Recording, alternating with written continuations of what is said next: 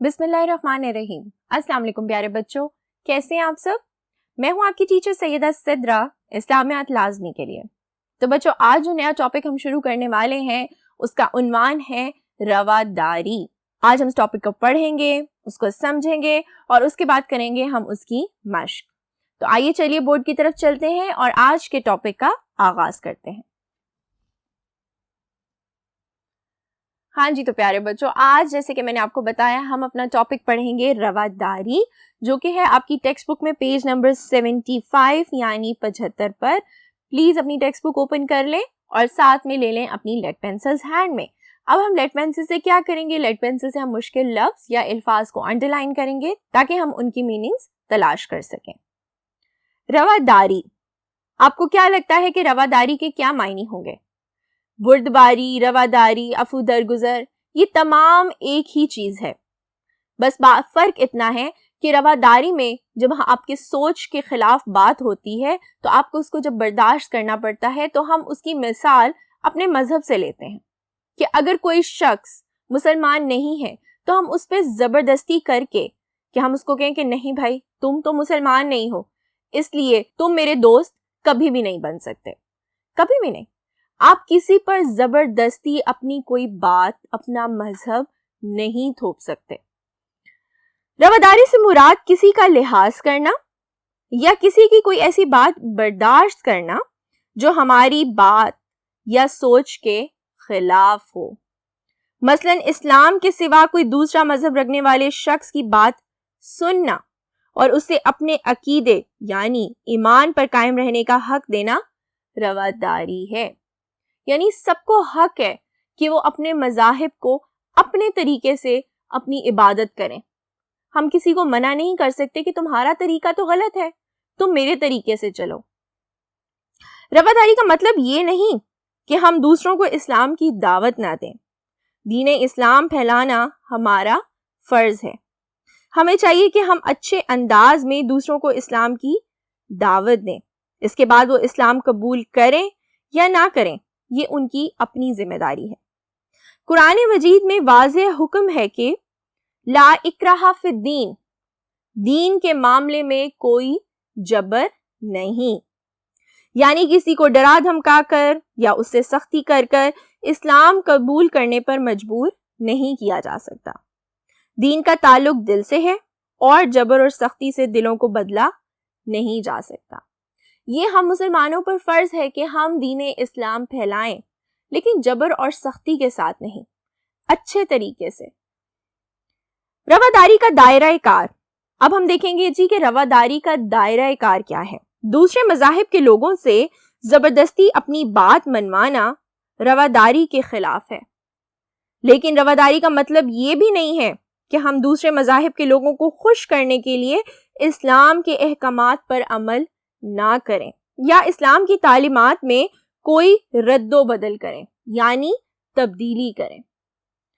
अगर दीन इस्लाम गैर मुस्लिमों को अपने अकीदे पर कायम रहने का हक देता है तो दूसरे मज़ाहिब के लोगों को भी कोई हक नहीं कि वो मुसलमानों के दीन में किसी तरह की मदाखलत करें, उनके खिलाफ कोई साजिश करें या किसी मुसलमान को लालच देकर इस्लाम तर्क करने की तरगीब दें, यानी इस्लाम छोड़ने पर कायल करें। रवादारी से मुराद ये भी नहीं कि किसी इखलाकी या मुआशरती बुराई, चोरी, बदकारी, साजिश या बगावत को सिर्फ इसलिए बर्दाश्त किया जाए कि उनके करने वाले किसी दूसरे मजहब के अफराद हैं। चोरी करना, बदकारी करना, झूठ बोलना, साजिश करना, बगावत करना, ये हर मजहब में मना फरमाया गया है। इस्लाम इन कामों को सख्ती से रोकने का हुक्म देता है और हमें एज ए मुसलमान हमें पता है कि हमारे रब ने, हमारे अल्लाह ताला ने हमें मना फरमाया है इन तमाम चीज़ों से, इन तमाम बुराइयों से। इस्लाम हमें दूसरे मज़ाहिब के अफराद से मिलने जुलने और दुनियावी ताल्लुकात कायम रखने या उनसे नेक सलूक करने से मना नहीं करता, लेकिन इस्लाम या मुसलमानों के खिलाफ उनके साथ गहरी दोस्ती करने की भी इजाज़त नहीं देता। अब गहरी दोस्ती से क्या मुराद है बच्चों? गहरी दोस्ती से मुराद ये है कि ये ना हो कि अगर हम किसी दूसरे मजहब के लोगों से दोस्ती करें تو ہم اس حد تک دوستی کر لیں کہ ہم اپنا مذہب اسلام بھول جائیں. ہمیں ہماری لمیٹیشنز کا نہ پتا ہو, ہمیں یہ نہ پتا ہو کہ ہمارے مذہب میں کن چیزوں سے ہمارے رب نے ہمیں منع فرمایا ہے, اور کوشش کریں کہ دوستی رکھیں تو ایک لمٹ تک رکھیں. رواداری اور اسوہ حسنہ صلی اللہ علیہ وآلہ وسلم. ہمارے نبی صلی اللہ علیہ وآلہ وسلم رواداری میں اپنی مثال آپ تھے. ایک دفعہ نجران کے عیسائیوں کا ایک وفد نبی کریم صلی اللہ علیہ وآلہ وسلم کی خدمت میں حاضر ہوا. اس وفد میں ان کے مذہبی رہنما بھی شامل تھے. حضور صلی اللہ علیہ وآلہ وسلم نے انہیں مسجد نبوی صلی اللہ علیہ وآلہ وسلم میں ٹھہرایا اور انہیں اسلام کی دعوت دی. انہوں نے اس دعوت کو قبول نہ کیا, لیکن حضور صلی اللہ علیہ وآلہ وسلم نے انہیں اسلام قبول کرنے پر مجبور نہ کیا, انہیں ان کے طریقے سے عبادت کرنے کی اجازت دے دی. کتنی خوبصورت مثال ہے پیارے بچوں کہ ہمارے پیارے نبی کے پاس جب نجران کے عیسائیوں کا وفد آیا تو ان کو کہاں ٹھہرایا گیا؟ مسجد نبوی صلی اللہ علیہ وآلہ وسلم میں. اور ہمارے پیارے نبی نے ان کو اسلام کی دعوت بھی تھی, لیکن ان پہ جبر یا سختی کے ساتھ نہیں. ان کو کہا کہ وہ اسلام کی دعوت قبول کریں, لیکن وہ نہیں کرنا چاہتے تھے. پھر بھی ہمارے پیارے نبی نے ان کو وہاں پہ ٹھہرایا, یعنی مسجد نبوی میں ٹھہرایا, اور ان کو ان کے طریقے سے عبادت کرنے کی اجازت دی. رواداری اور صحابہ کرام رضی اللہ تعالیٰ عنہ. صحابہ کرام رضی اللہ تعالیٰ عنہ نے بھی حضور صلی اللہ علیہ وآلہ وسلم کے طرز عمل کو اپناتے ہوئے ہمیشہ غیر مسلموں سے رواداری کا مظاہرہ کیا. خلفائے راشدین کے زمانے میں بھی سپہ سالاروں کو تاکید کی جاتی تھی کہ دوسرے مذاہب کے علماء اور عبادت گزاروں پر کوئی سختی نہ کی جائے, اور نہ ہی ان کی عبادت گاہوں کو کوئی نقصان پہنچایا جائے.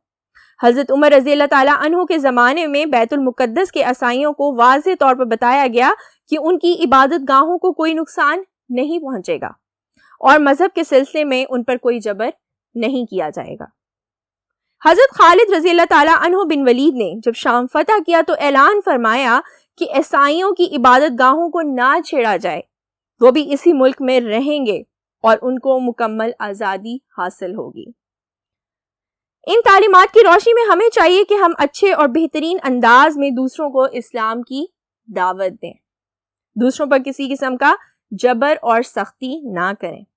اس معاشرے میں بگاڑ اور انتشار کی کیفیت پیدا ہو سکتی ہے. چونکہ اسلام امن و سلامتی کا دین ہے, اس لیے ہمیں ایسے رویے اختیار کرنے چاہیے کہ دوسرے مذاہب کے لوگ ہمارے اچھے اخلاق اور رویوں سے متاثر ہو کر اسلام قبول کریں, نہ کہ سختی اور جبر سے. بچوں, ہم نے چیپٹر پڑھا رواداری, ہم نے اس کو پڑھا, واقعات کو پڑھا, ایگزامپلز دیکھی اور سمجھا. اب ہم بڑھیں گے اگلے بورڈ کی طرف اور کریں گے اس کی مشق. ہاں جی, تو بچوں آج ہم کریں گے رواداری کی مشق, جس میں ہے جی 2 سوالات. سوال نمبر 1 ہے خالی جگہ کو پر کیجیے, سوال نمبر 2 ہے درست جواب پر دائرہ لگائیں. تو پہلے ہم دیکھتے ہیں خالی جگہ کو پر کریں. نمبر 1 ہے جی کہ کسی کی کوئی ایسی بات برداشت کرنا جو ہماری سوچ کے خلاف ہو ڈیش کہلاتا ہے. تو وہ کیا کہلاتا ہے؟ وہ کہلاتا ہے جی رواداری. میرے ساتھ ساتھ آپ یہ تمام فل ان دی بلینکس کو فل کریں.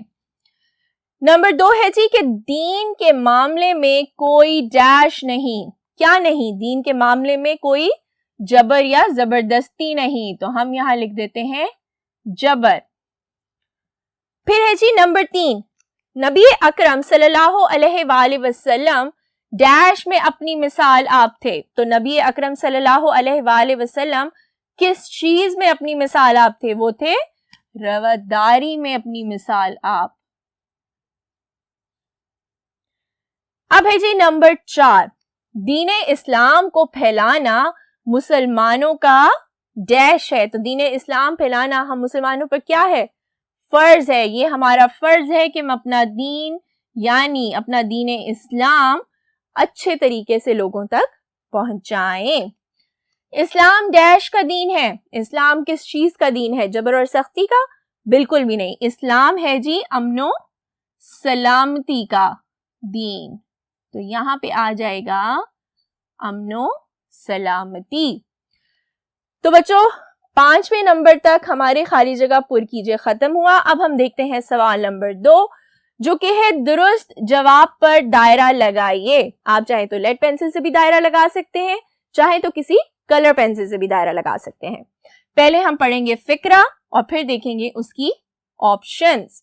نمبر 1 ہے جی, کسی دوسرے مذہب کے لوگوں سے اپنی بات زبردستی منوانا. رواداری کا اصول ہے, رواداری کا مطلب ہے, یا کہ رواداری کے خلاف ہے؟ ڈیفینیٹلی یہ ہے جی رواداری کے خلاف. رواداری ہمیں برداشت کرنا سکھاتی ہے. چلیے بچوں آگے بڑھتے ہیں اور اپنے بقیہ کے فقرات دیکھتے ہیں. ہاں جی, تو بچوں اب ہے جی نمبر 2 فقرہ کہ ہمیں دوسروں کو اسلام کی دعوت دینی چاہیے. اچھے طریقے سے, جبر اور سختی سے, یا بحث و مباحثے میں؟ تو کبھی بھی کوئی دین جبر اور سختی سے نہیں پھیلایا جاتا, اور دین میں بحث و مباحثہ بہت بری بات ہے. تو ہم دوسروں تک اسلام کی دعوت پہنچائیں گے اچھے طریقے سے. پھر ہے جی نمبر 3, آپ صلی اللہ علیہ وآلہ وسلم کی خدمت میں وفد حاضر ہوا. کہاں کا؟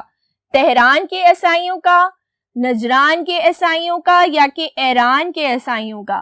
تو آپ صلی اللہ علیہ وآلہ وسلم کی خدمت میں حاضر ہوا تھا نجران کے عیسائیوں کا وفد. پھر ہے جی نمبر 4, حضور صلی اللہ علیہ وآلہ وسلم نے عیسائیوں کے وفد کو ٹھہرایا. ہمارے پیارے نبی نے عیسائیوں کے وفد کو کہاں ٹھہرایا تھا؟ مسجد الحرام میں, بیت المقدس میں, یا کہ مسجد نبوی میں؟ تو انہوں نے ٹھہرایا تھا مسجد نبوی صلی اللہ علیہ وآلہ وسلم میں. آج کا ہمارا آخری فقرہ اس مشق کا جو کہ ہے نمبر 5 کہ سختی اور جبر سے معاشرے میں پیدا ہوتا ہے انتشار, امن یا گھٹن؟ تو سختی اور جبر سے معاشرے میں پیدا ہوتا ہے انتشار. ہاں جی, تو بچوں میں امید کرتی ہوں تمام بچوں نے دونوں سوالوں کو پراپر طریقے سے اپنی ٹیکسٹ بک پہ یا نوٹ بک پہ نوٹ کر لیا ہوگا. اس چیپٹر کو دوبارہ پڑھیے گا, ریوائز کریے گا. اب ہم ملیں گے اپنے نیکسٹ لیکچر میں ایک نئے ٹاپک کے ساتھ. تب تک کے لیے اپنا بہت خیال رکھیے. اللہ حافظ.